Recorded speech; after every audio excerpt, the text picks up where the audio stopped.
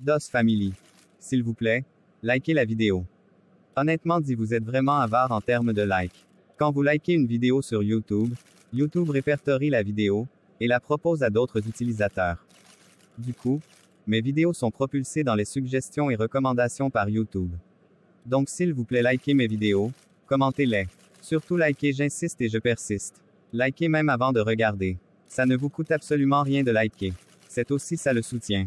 Merci, et je vous aime. Communiqué de presse même est étonné.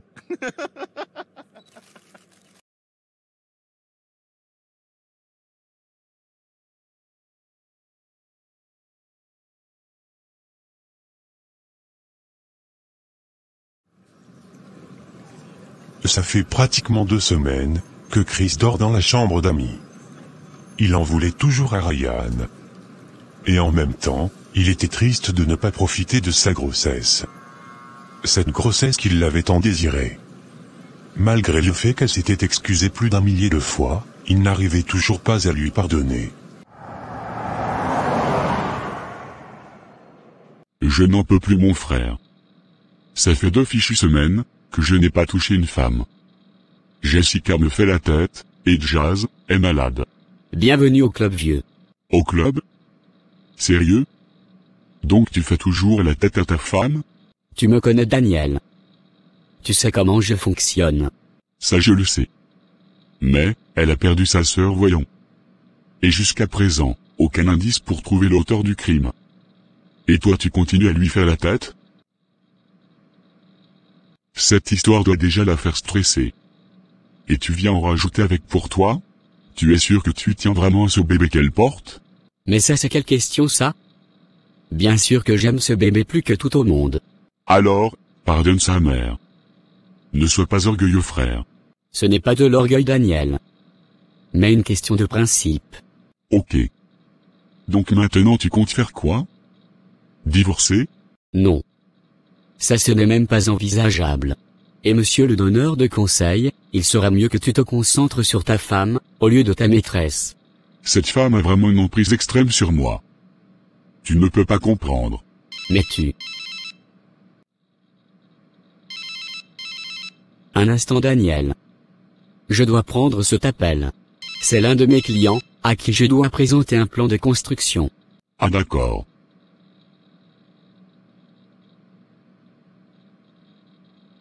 Bah désolé, Daniel, mais le boulot m'appelle. Il m'attend actuellement dans un restaurant. Il n'y a pas de souci, mon frère. Le travail d'abord. Ils sortirent ensemble du bureau, et Chris rejoignit son client dans le restaurant comme prévu. Ils passèrent tout l'après-midi à discuter des plans de construction. Après qu'ils se soient mis d'accord, Chris retourna au bureau, pour récupérer sa mallette. Que fais-tu ici à mon lieu de travail? Je viens de te poser une question, Ryan. Je t'ai apporté tous les mets, dont tu en raffoles. Et devine le dessert? Moi. Navré de te décevoir, mais je n'ai pas faim. Tu peux donc tout rapporter. Et même le dessert? J'ai dit tout. Tu peux maintenant t'en aller, car j'ai du travail à faire. Alors tu en es sûr? Tu es en train de jouer à quoi là? Je veux juste qu'on déjeune, et qu'on passe un bon moment ensemble. Tu me manques, Chris. Tu aurais dû y penser, avant de me cacher des informations aussi importantes. Mais combien de fois dois-je te présenter mes excuses, Chris? En te ramenant ici pour me séduire? Je ne règle jamais mes problèmes avec le sexe. Car après le sexe, le problème serait toujours là. Allez donc, rhabille-toi s'il te plaît. Il contourna la table, et ramassa sa robe, pour la lui donner, pour qu'elle se rhabille. Alors que dois-je faire? Ne plus rien essayer pour sauver notre couple? Tu m'as menti, Ryan. Et j'en suis vraiment désolé, Chris. Sincèrement désolé. Ces 2 dernières semaines, je n'ai pas arrêté de m'excuser. Mais à chaque fois, tu m'envoyais balader. Alors j'ai cru qu'en prenant cette initiative, ça changerait quelque chose. Désolé que cela ne t'ait pas plu. Il ne s'agit pas de plaire ou pas. Le problème c'est que tu n'as pas été honnête dès le départ avec moi. Tu te rends compte que tu m'as mis en danger? Tu as décrit ta sœur comme étant une criminelle. Tu n'as pas pensé que j'aurais peut-être pu la prendre pour toi, si jamais nos routes s'étaient croisées? Qu'elle aurait pu me faire du mal? Je ne te déteste pas, Ryan. Je suis juste blessé dans mon amour-propre. Et cette blessure, seul le temps pourrait la guérir. Donc laisse-moi du temps s'il te plaît. Ok. Mais pendant ce laps de temps, n'oublie pas que tu es la plus belle chose qui me soit arrivée dans ma vie. Ma vie a toujours été chaotique, parsemée d'embûches, jusqu'à ce que tu rentres dans ma vie. Tu y as apporté de la lumière. Et ça me blesse lorsque je vois que tu es malheureux, et blessé dans ton amour-propre. Cela me fait encore plus mal, lorsque je sais que je suis à l'origine de cette souffrance. Te blesser intentionnellement est bien sûr la dernière chose que je souhaiterais faire. Tu me manques. Je meurs sans cesse d'envie d'entendre ton rire à nouveau. Voir ton beau sourire illuminer ton visage. Entendre ta voix dans mes oreilles. Tout ça me manque. Ne l'oublie pas.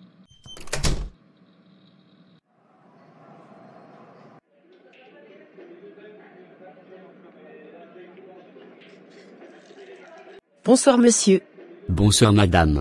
Mademoiselle monsieur. Je m'appelle Clara. Moi c'est Chris. Joli prénom. Merci. Puis-je m'asseoir? Bien sûr que vous pouvez. Nous sommes dans un lieu public. Donc vous êtes libre de vous asseoir là où vous voulez. Merci. Tenez ma carte. Au cas où vous auriez besoin d'une compagnie. Compagnie? Oui. Si vous avez envie de parler. Ou bien de faire autre chose, je suis cette personne. Merci beaucoup pour la proposition, mais je ne suis pas intéressé. Vous êtes sûr? Bonne soirée à vous, mademoiselle. Je vous laisse.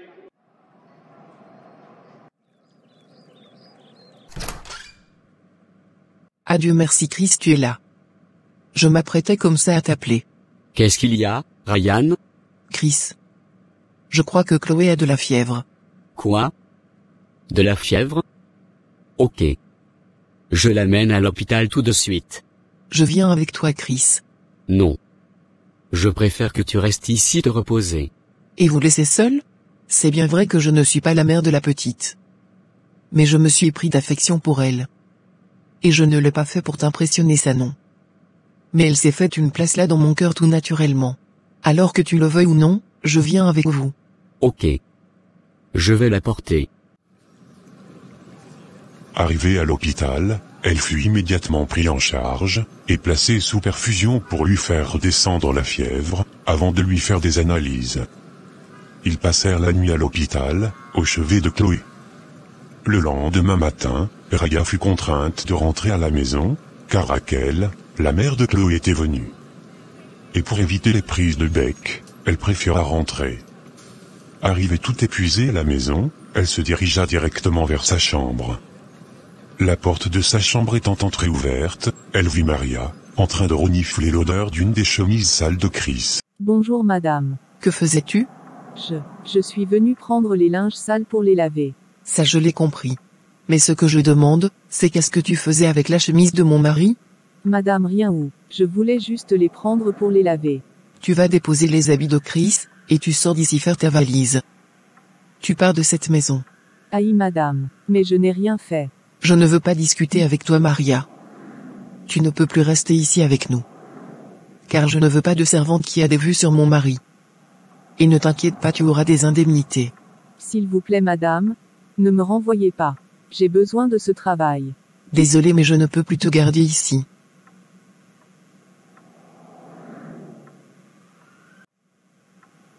La pauvre petite. J'ignore où et comment la retrouver. Mais il faut que je la retrouve. C'est mon devoir. M'assurer qu'elle ait un meilleur avenir. Mais comment la retrouver? Par où commencer? Mais peut-être que maman sait quelque chose. Il faut que j'aille parler avec elle, après les courses avec Jazz et Milena.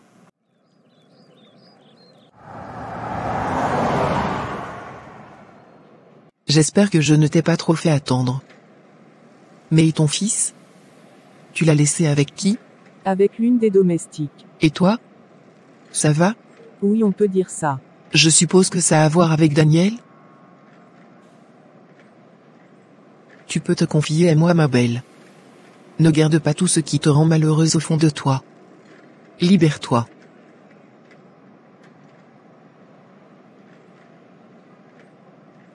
Vas-y, ne te retiens pas. Pleure. Libère-toi.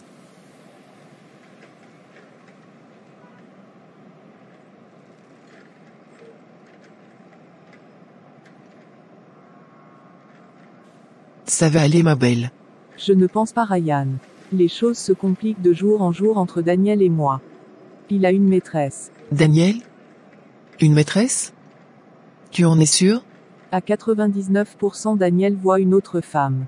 Et moi? Je suis devenu comme un meuble dans la maison. On parle à peine, et il ne s'efforce même plus pour dire qu'il va me toucher. Ça fait maintenant 1 mois que mon mari ne m'a pas touché. Et depuis quand tu sais pour la maîtresse de ton mari? Ça fait pratiquement 1 an. Et est-ce que tu en as parlé avec lui? Non, jamais. Et je peux savoir pourquoi? Je ne suis pas très bavarde, Ryan. Tu le sais, n'est-ce pas? Mais ce n'est pas une raison de jazz. La base d'un couple, c'est la communication, le partage, l'écoute, le respect, et l'amour bien sûr. Comment comptes-tu sauver ton mariage, si vous ne vous parlez presque plus? Impose-lui une discussion. Dis-lui ce que tu ressens. Ce n'est pas le mariage qui rend heureux. Mais c'est à nous de le rendre heureux. Les hommes adorent le changement.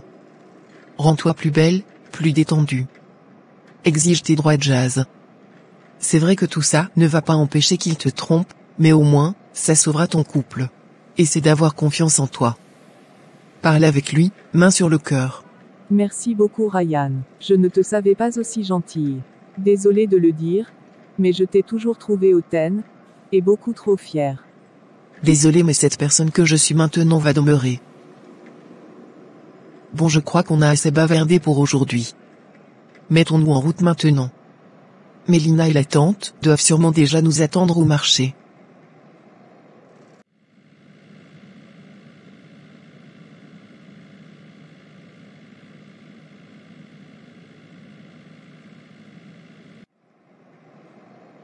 Alors comment va la petite Chloé?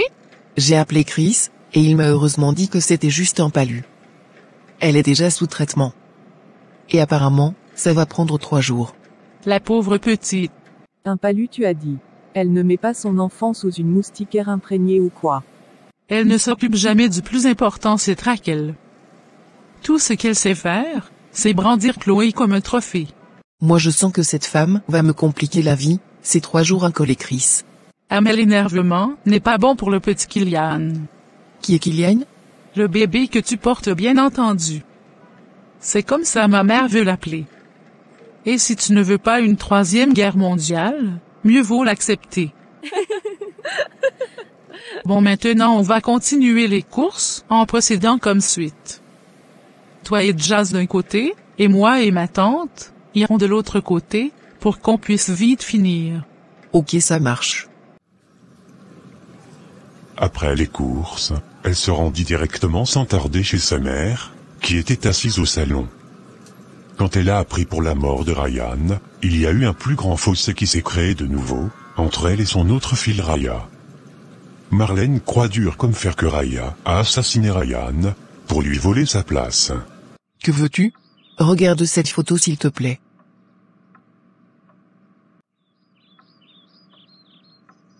C'est qui sur cette photo? C'est ce que je suis venu te demander. Tu étais au courant que Ryan avait un enfant? Quoi? Sacrilège. Donc tu es ta sœur et prendre sa place ne t'ont pas suffi? Il faut maintenant que tu la calomnies? Maman, je n'ai pas tué Ryan. Elle a glissé, et elle est tombée.